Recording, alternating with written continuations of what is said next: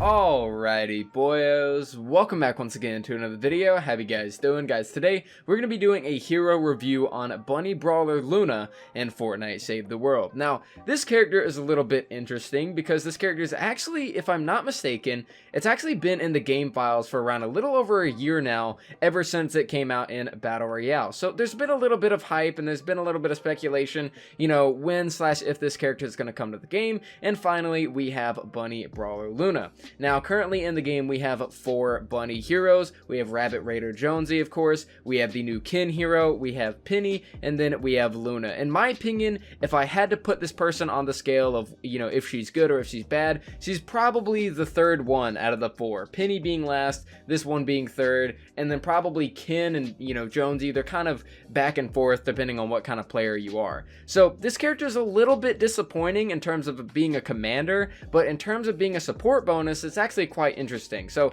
let's go ahead and talk about the loadout that I'm rocking for this hero, and then I'll go a little bit more in depth on how I feel about her and show a little bit of gameplay and show exactly how useful she is. So let's go ahead and take a look at the loadout for this hero. Now, for the loadout for Bunny Brawler Luna, of course we are using her as the commander, and she comes with the Explosive Entrance Plus. For our team perk, we are using Preemptive Strike. For our support team, we're using Power Impact, which comes from Stonesy Jonesy. You can get this guy with a voucher in the collection book, I believe.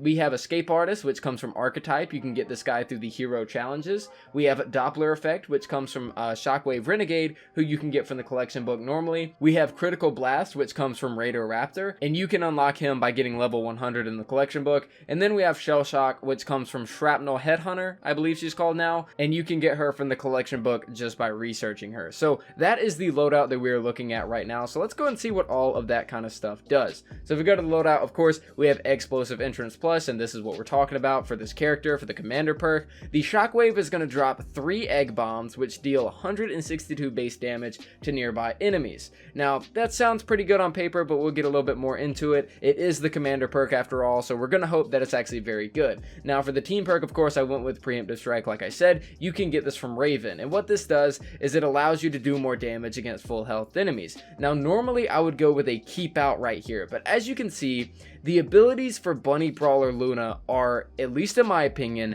absolutely horrible. Lefty and righty is near useless in my opinion, especially if you're not using a character that already very much specializes in lefty and righty. And going commando at this point for this specific character, seeing as her commander perk is completely centered around her Shockwave, you don't even want to put anything into going commando, which as well is going to make this ability pretty bad, which means that because you don't have any frag grenades and because you don't have any war cry, and you're not really able to buff either of these because your main ability is Shockwave and that's all you really can afford to buff, you're really looking at a very bad selection in terms of ability. So I went with Preemptive Strike, whereas normally I would go with Keep Out, but we do not have grenades. Now, Power Impact is going to increase our Shockwave radius by 37.5%. We have Escape Artist, and that's going to give us more movement speed after we use our Shockwave. We have Doppler Effect, which is going to decrease that cooldown, and because this character uses Shockwave and she's very up close and personal, at first I thought about making her an Assault Rifle hero, but instead I made her a Shotgun hero.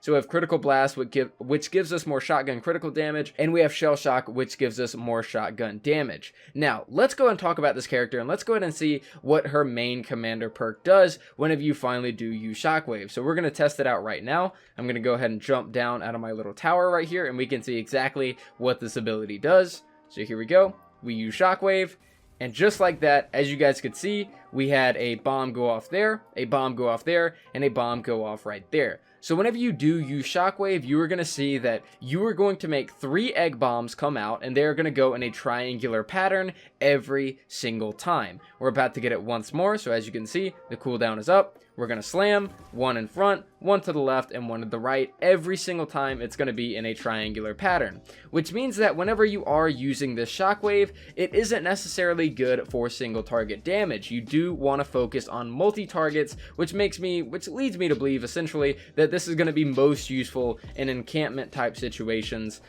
you know, if you're trying to get the most out of this. Of course, you can kind of force yourself to get the most damage possible with this by trying to get inside of an enemy, as weird as that sounds, but that's what we're going to attempt with this smasher right here.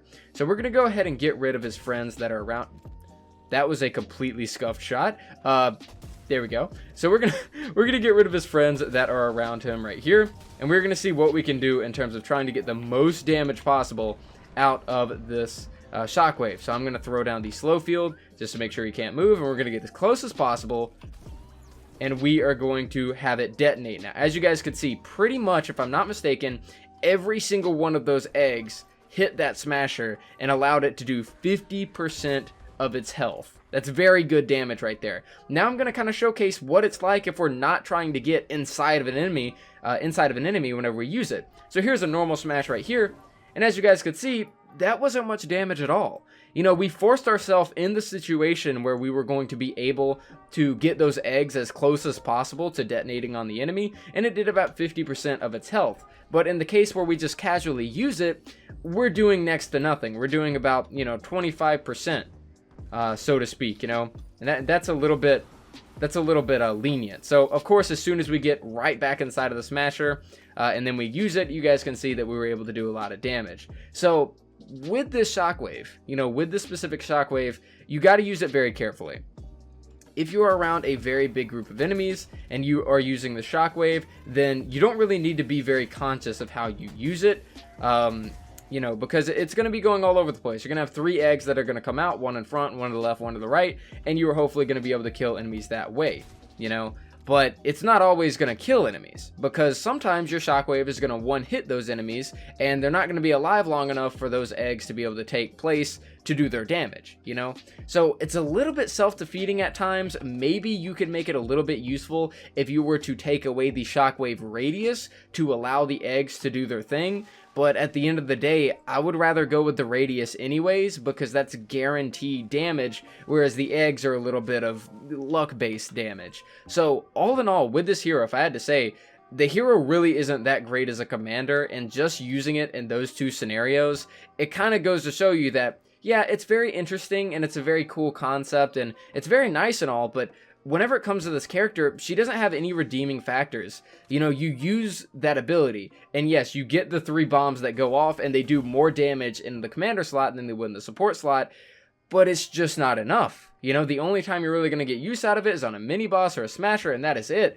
Any other time you're pretty much going to be killing the enemies after the initial Shockwave, so it makes it more of a support hero kind of deal, where if you're playing as Shock Trooper Renegade, for example, he gives the Doppler effect. He is very good to go as your main Shockwave hero, because you are constantly able to get that Shockwave out. So, in my opinion at least, with this character, she's not really that great of a commander. I mean, she's cool looking, she has a cool ability, but all in all, I probably would stem away from using her as your commander. And if you guys are lovers of Shockwave, which in my opinion, Shockwave alongside Kunai Storm are like some of my favorite abilities in the entire game. I'm a very big fan of Shockwave, but with this character, I'm never going to use this character outside of the cosmetic purposes. And the cosmetic purposes are pretty redeeming on this character. She looks very nice. She's not a bad hero by any means, but if you're trying to maximize on what she's useful at, she's more useful as a support than she is as a commander.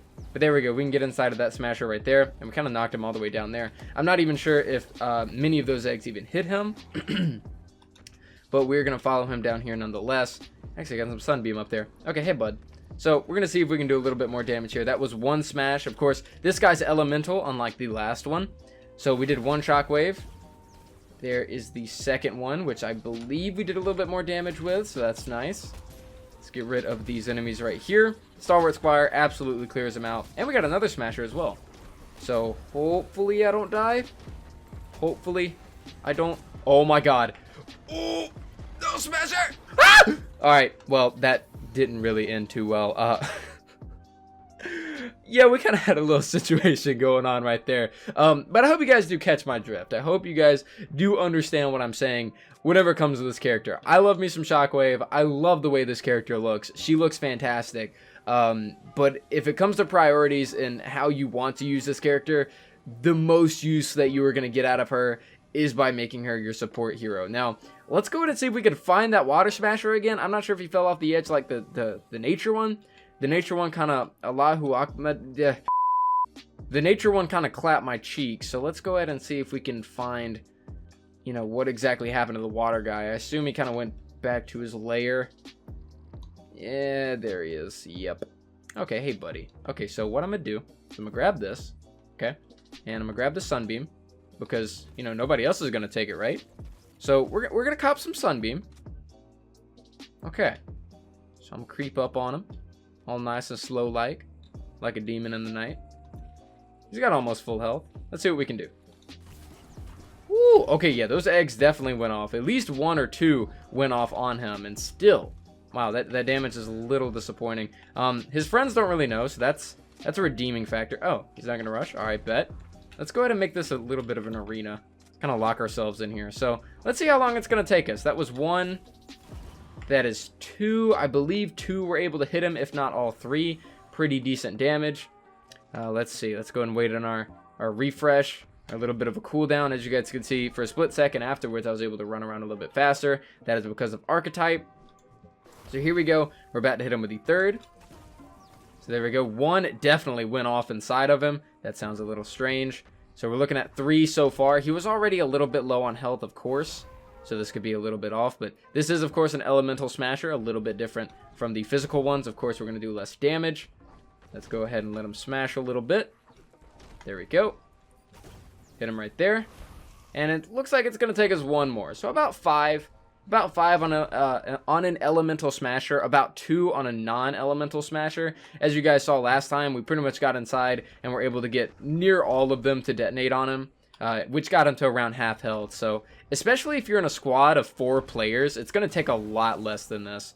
And of course, our RNG with the eggs was not that good, which is part of the reason I don't really like the eggs, because they're not a guaranteed damage. But yeah, so there you go. Took about 5. If we were in a game of a full squad, of course we would be doing a lot more damage. I mean, I'm already power level 131, which does, I guess, mean that I do a little bit more damage, but even then, not too much in the damage department. And of course, like I said, it's not really meant for single target.